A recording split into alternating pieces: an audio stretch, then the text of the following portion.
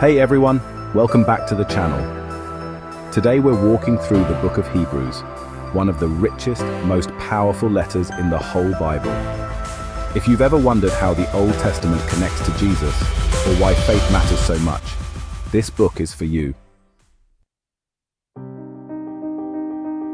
Hebrews opens by showing us that God, who once spoke through the prophets, has now spoken through his Son. Right away it tells us that Jesus is greater than the angels, quoting Psalms to show that angels are servants, but Jesus is the eternal Son, seated at the right hand of God. Moving into chapter 2, the writer gives a warning. Don't drift away. If the law given through angels was binding, how much more should we pay attention to the salvation offered through Christ? In chapters 3 and 4, it talks about how Jesus is greater than Moses. Moses was faithful as a servant, but Jesus is faithful as a son over God's house. It warns us not to harden our hearts, like Israel did in the wilderness. Remember Psalm 95? It's quoted here to show that unbelief keeps people from entering God's rest. So chapter 4 introduces a really important idea, the promise of rest. And that's not just Sabbath rest, but, the ultimate rest we find in Christ. And it's in this chapter that we also hear how God's word is living and active, sharper than any double-edged sword. That's from Hebrews chapter 4 verses 9 to 11, and then verse 12. Now, moving on, chapter 5 brings in a key theme. Jesus as our high priest, not like Aaron, but actually in the order of Melchizedek. Melchizedek first appeared way back in Genesis chapter 14. Hebrews chapter 5 and later on in chapter 7 explain that Melchizedek was both a king and a priest, a symbol pointing forward to Jesus, who is both king and priest forever. That's something echoed in Psalm 110 verse 4. Chapter 6, well, it's honestly one of the most debated parts of the whole book. It warns that those who have once tasted the goodness of God but then fall away, it's impossible to bring them back to repentance. That's from Hebrews chapter 6 verses 4 to 6. But, it also gives encouragement. God is not unjust, and he remembers the love you've shown him. That's Hebrews 6 verse 10.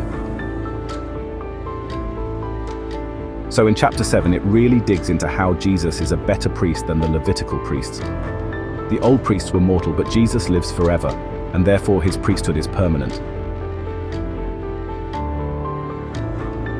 Chapter 8 is massive because it introduces the new covenant. It actually quotes Jeremiah chapter 31, verses 31 to 34, that God would write his laws on our hearts, not on stone tablets. Jesus is the mediator of this new covenant, built on better promises. Chapter 9 explains how, under the old covenant, the high priest entered the most holy place once a year with animal blood. But Jesus entered the heavenly tabernacle once for all, by his own blood, obtaining eternal redemption. So, chapter 10 really drives it home. The law was just a shadow of the good things to come. Animal sacrifices, well, they could never fully remove sin. But by one sacrifice, his own body, Jesus has made perfect forever those who are being made holy. And it also urges believers, don't throw away your confidence, hold on and make sure you meet together. Don't give up gathering, especially as you see the day approaching. Now, chapter 11 is what's often called the Faith Hall of Fame. It names Abel, Enoch, Noah, Abraham, Sarah, Moses, Rahab, and honestly, loads more. All these people lived by faith, even though they didn't see the full promises fulfilled in their lifetime. Chapter 12 urges us to run with endurance the race set before us, fixing our eyes on Jesus, the pioneer and perfecter of faith. It also reminds us, that hardship isn't random. It's actually God's loving discipline. Finally, chapter 13 gives practical advice. Love one another. Show hospitality to strangers. You might be entertaining angels without knowing it. Respect your leaders. Keep your lives free from the love of money. And remember, Jesus Christ is the same yesterday, today, and forever. The entire message of Hebrews is clear. Jesus is better. Better than angels, better than Moses, better than the old covenant. He is the ultimate sacrifice and the eternal high priest. If this overview helped you understand Hebrews better, make sure to hit that like button, comment with your favorite verse from Hebrews, and subscribe for more Bible studies that go deep into the Word. Thanks for hanging out today, and remember, stay anchored to Jesus.